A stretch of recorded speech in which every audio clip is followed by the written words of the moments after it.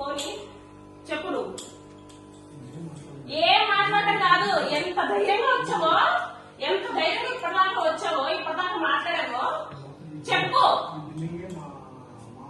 సరే సరే ఆమె కూడా ఇన్వాల్వ్ చేద్దాం.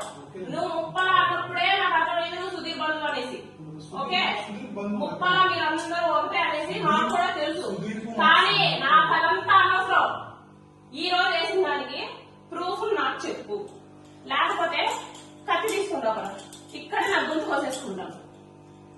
కత్తి తీసుకొని రాపో, ఇక్కడే నా గొంతు కోసుకుంటాను. నువ్వు నాకు చెప్పు.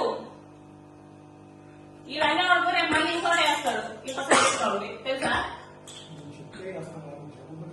ఈరోజు నేను చెప్పానా? నేనేమన్నా చెప్పానా నీకేమని? ఈ రోజు నీకేమన్నా చెప్పాను నీకేమని? నేను నీకేమన్నా చెప్పాను నీకేమన్నా? ఏమి చెప్పాను ఇక?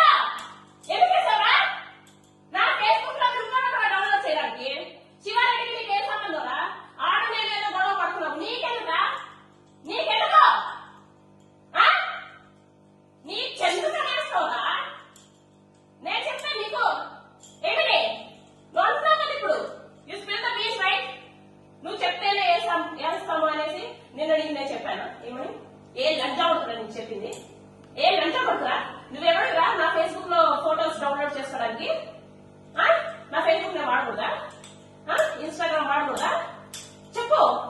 ఏ లంచా పడుతున్నా? నేను ఏమన్నాడు? ఎవడో ఇన్ఫ్లుయెన్సే కదా, ఎవడో ఇన్ఫ్లుయెన్సే కదా. ఎవడు అడిగేవాడు లేడు, దీని వెనక అడిగేవాడే లేడు అనేసి కదా నువ్వు.